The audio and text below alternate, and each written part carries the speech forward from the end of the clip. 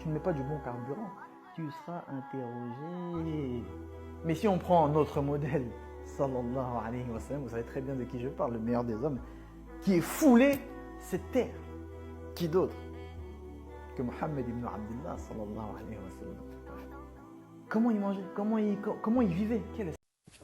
Bon, je vous ai mis un extrait, mais je vous mets juste après la vidéo entière de ce célèbre abruti, et après je la commente rapidement. Voilà, donc je vous laisse l'écouter entièrement, hein. Je vous ai juste mis un extrait au départ pour que vous soyez... c'est une mise en bouche. Je vous laisse écouter son discours d'abruti et après je commente rapidement. Tu vas mourir, non? Bah, attends, est-ce que tu vas mourir? Oui, bah, pas maintenant, je sais pas. Donc t'es sûr que tu vas mourir un jour. Ouais. Donc voilà, tu vas rendre ton corps. Il va retourner sous terre, qu'Allah nous accorde une bonne fin. Dites amin. Il va retourner sous terre. Si tu manges mal, tu ne prends pas soin de ton corps, tu ne mets pas du bon carburant, tu seras interrogé. Mais si on prend notre modèle, sallallahu alayhi wa sallam, vous savez très bien de qui je parle, le meilleur des hommes, qui est foulé cette terre. Qui d'autre que Mohammed ibn Abdullah, sallallahu alayhi wa sallam. Comment il mangeait, comment il vivait, quelle est sa sunna? Un tiers de nourriture, un tiers d'eau, un tiers d'air. En fait, souvent les gens ils mangent, ils disent « Oh, je suis plein de fou ». C'est pas bon. Déjà, si tu manges, t'es rassasié, c'est pas bon. Celui qui est repu ici sera le plus affamé le jour du jugement. Alors, évidemment, ces commentaires, enfin, ce que je vais dire là, c'est très académique et connu de tous les spécialistes. Je fais juste une vidéo documentaire par-dessus cette flûnerie de Cédric Doumbé, parce que, par contre, les novices ne connaissent pas. Et puis, c'est un parcours un peu dans la jungle. Il n'y a pas de balise quand on tombe sur des vidéos sur l'islam. Donc, j'essaye de faire en sorte qu'on ait à chaque fois les informations les plus directes par rapport à ce qui est affirmé. Donc là, en l'occurrence, vous avez un champion de MMA qui, du coup, s'est converti parce que c'est un diplôme pour le pénis, hein, de se convertir à l'islam. Alors oui, là, les conversions sont deux catégories chez les mâles qui coïncident un petit peu chez les femmes, sauf une, vous allez voir, elle est évidente. Vous avez la dépression nerveuse longue et très difficile à guérir, qui conduit au suicide. Se convertir à l'islam, c'est une manière de se suicider sans le risque, sans mourir corporellement, vous mourrez juste cérébralement. Et donc c'est très prisé dans le monde des gens qui se suicident de se convertir à l'islam parce que c'est fini, voilà, vous n'avez plus de soucis, vous accomplissez des rituels toute la journée et petit à petit, l'islam marche très bien pour ça. Vous êtes placés, ils vous placent en mort cérébrale. Donc, y compris ceux qui ne font pas pour ça. Mais ceux qui le font pour ça, au moins, ils sont satisfaits. Puisque, du coup, ils sont morts, donc ils n'ont plus besoin de se suicider. Ensuite, vous avez la conversion des mâles, cours de récréation au collège, et sportive, qui est ils se convertissent à l'islam pour avoir un allongement virtuel, si vous voulez, de leur pénis d'un centimètre, on va dire, enfin d'un demi ou d'un centimètre, peut-être plus. Dire je suis un converti, je suis musulman, mettre le salala machin après Mohamed, vous avez l'impression que votre pénis mesure 1 centimètre de plus. Ça, c'est une des grosses vertus marketing de l'islam, c'est de vous achetez en quelque sorte, c'est comme s'acheter un vêtement ou un pénis, une prothèse de pénis, si vous voulez. Vous avez, ou une prothèse de pectoraux, ou une prothèse, une fausse barbe, voilà.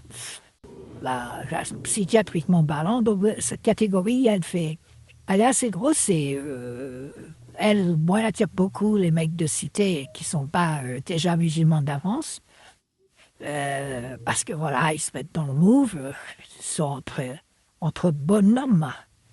Et puis, ça attire beaucoup les champions sportifs. Typiquement, Cédric Doumbé, il a sauté à pieds joints dedans. Et il s'éclate maintenant, il fait des pitreries comme ça. Il y a une vidéo où il dit que un gynéco homme, ça ne devrait pas exister. Enfin, voilà, ça ne peut être. Puis sa conversion à l'islam, il permet de valider ça dans sa tête. Alors, si je fais aussi ce petit rappel de documentation, c'est parce que il dit, vous voyez qui je veux dire, hein, le meilleur des hommes, ça là là, bah. Eh bien, il s'agit de Mohamed, le réputé, le soi-disant prophète de l'islam. Et donc là, Cédric Doumbé, il adopte le point de vue non pas coraniste, mais sunnite, qui fait de Mohamed un modèle absolu. Qui conduit d'ailleurs une partie, vous savez, quand vous voyez des barbus tout dégueulasses dans les rues, avec leurs yeux fixes, et, enfin bref, c'est pas pour rien qu'ils sont comme ça. C'est parce qu'ils s'imaginent qu'ils sont habillés comme Mohamed. Tout simplement. C'est pas. Ils doivent agir comme Mohamed. Donc, dans leur tête, être un bon gros barbu dégueu en babouche, c'est être comme le meilleur des hommes, habillé pareil que lui. Et donc, je pense qu'il est utile ici de rappeler les quelques trucs spécifiques chez Mohamed qui sont en train petit à petit de devenir grand public, mais qui sont encore relativement confidentiels. Mohamed, c'était un gros dégueulasse sur le plan sexuel. Il a acheté une fillette de 6 ans, il a acheté plein de femmes. Mais il en a acheté une célèbre, une fillette de 6 ans, il l'a violée à 9 ans. Puis ensuite, les inventeurs de l'islam ont essayé de camoufler un petit peu ça en faisant de Aïcha, donc la fillette victime, selon le texte islamique, victime de cette torture que lui a infligée Mohamed. Ils ont essayé d'en faire la mère des croyants, comme ils disent, pour essayer de court-circuiter le fait. Parce que si elle avait été une des 11 femmes lambda de Mohamed, la critique aurait peut-être été plus incisive. Là, ils disent « Ah ouais, non, mais Aïcha, c'est la mère des croyants. Si elle avait été traumatisée, elle n'aurait pas pu être la mère des croyants, etc. » Donc, cette ruse marketing a marché. Alors, ils touchaient aussi les petits garçons. Ils suçaient leurs doigts et ils leur demandaient de sucer ses doigts. Ils tuaient tout ce qui bouge, sans vergogne, sans hésitation.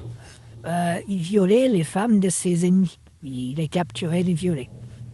Tout ça, c'est ultra documenté. Vous avez toute la mouvance, si vous voulez, qui révèle ce que sont les textes islamiques, vous les trouvez. Donc voilà le meilleur des hommes, hein, selon Cédric Doumbé. Et maintenant, une chose, je pense, qui peut être intéressante, c'est que Cédric Doumbé doit le savoir, ça. Je veux dire, on ne peut pas. Il a des conseillers en communication. C'est pas un mec à occuper toute la journée à travailler. Bon, d'accord, il s'entraîne au MMA. Et il se fait des corps à corps avec d'autres mâles bien musclés, mais